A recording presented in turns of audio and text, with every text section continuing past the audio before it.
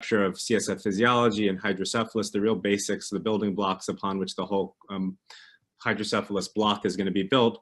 You couldn't have a more perfect host this evening. It's Dr. Mark M. Swaydan, who's the professor, chairman of pediatric neurosurgery at Weill Cornell and Memorial Sloan Kettering. He's been at Weill Cornell for 25 years and has built a worldwide reputation on not only brain tumors, but also specifically endoscopy.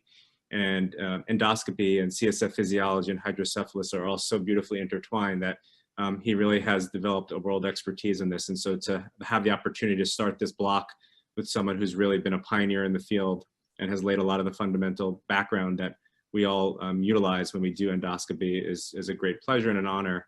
And so without further ado, I will just offer one last thing, and that is on the side, there's a chat room. While Dr. Swaydan is giving his lecture, if you want to ask questions to me or any other panelists, please do, and I'll try to sort of keep this as a live interactive summary so that at the end of the section, if we're running over, we don't have to go too late. So Ryan, why don't you turn it over to Dr. Swaydan, and I'll stop sharing my screen here. So welcome everyone, and hope you enjoy it. Thank you, Jeff. Can you hear me okay? Perfect, yep. Yeah, lovely. Ryan, Michael, thank you both very much. I think this is phenomenal. One of my attractions toward academic neurosurgery was the idea that teaching was near and dear to my heart. I never would have thought X number of years later I'd be doing this at 8 o'clock at night virtually throughout the country. So this is new to me, but I'm loving it. So thanks to everybody who's organized it. I think it's fantastic. Jeff mentioned I'm going to talk to you about CSF physiology and the base and the principles behind hydrocephalus. I'm just going to go up and share my screen.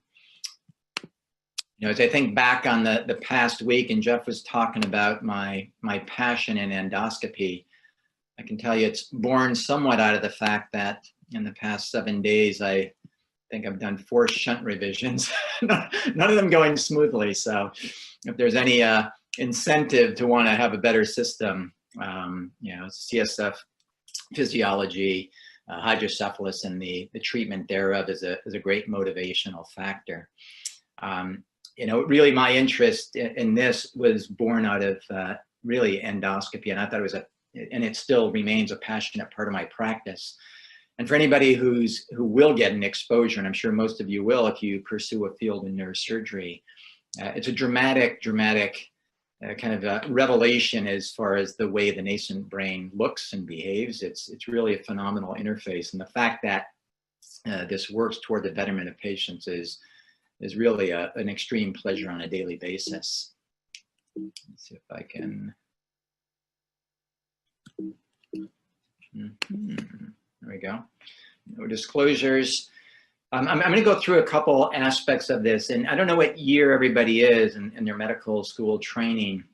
This is kind of an offshoot of a lecture I've been giving now for nearly 15 years at Cornell to the second-year medical students as they start their brain and mind interface. But you know, as I got pulled deeper and deeper in the treatment of hydrocephalus, it became extremely important to understand the basic mechanics of CSF circulation, and also the production and absorptive capacity of the brain, because these really dovetail beautifully into the treatment algorithms that we still use today, both on the surgical and medical side. And I'll highlight those as I move forward. You'll hear a lot about in your physiology courses and your applied aspects of neuroanatomy, this idea of a barrier within the CNS, and specifically the brain itself. And this barrier one can think about in many ways, from the standpoint of whatever field you might pursue, infectious diseases, anesthesia, psychology within a brain interface. There's a lot to be revealed from the standpoint of this idea of a blood-brain barrier. As we're talking about CSF physiology, production, and absorption, really we'll be focusing on some of these elements here. I think of these as really the microanatomy or the macroscopic aspect. That's the cellular basis of this blood-brain barrier. And then the biochemical features, which pharmacology is all over from the standpoint of modulating, bypassing, and tricking the the blood-brain barrier into allowing penetrance of certain molecules. And I'll focus specifically and mostly on the epithelium that I'll get into in a little more detail here. In your histology course, if you haven't seen already, the principal building block behind this blood-brain barrier is what's called a tight junction. And this tight junction is really unlike any other capillary interface in the body. You know, capillaries and parenchymal interfaces are really defined by the idea that things can really percolate quite readily between the plasma and the extracellular, and then ultimately the intracellular matrix.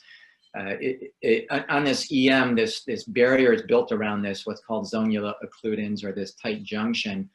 This is the adluminal part of the capillary membrane here.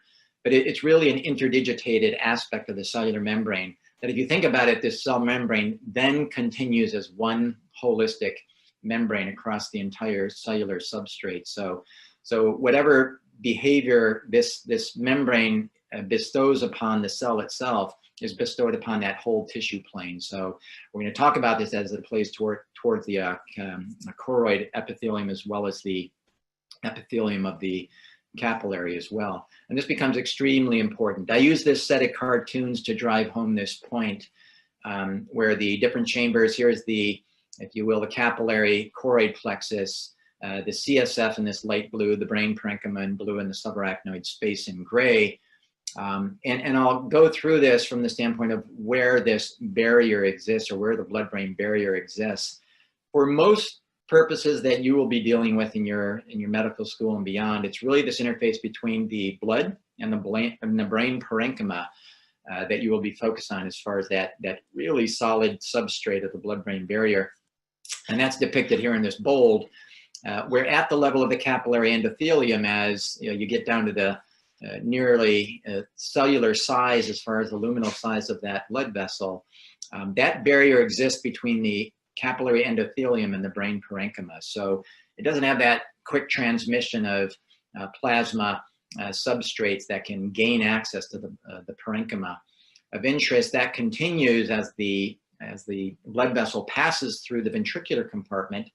And because of the properties of choroid plexus that we'll talk a lot more extensively about, this is a very nearly fenestrated membrane between the endothelium and the choroid plexus. But now that tight junction exists at the apical area of the choroid plexus epithelium. So instead of at the capillary level, when the blood vessel transgresses the CSF chamber, the ventricle, or the subarachnoid space, that is where that blood-brain barrier exists, on the capillary epithelium, the choroidal epithelium.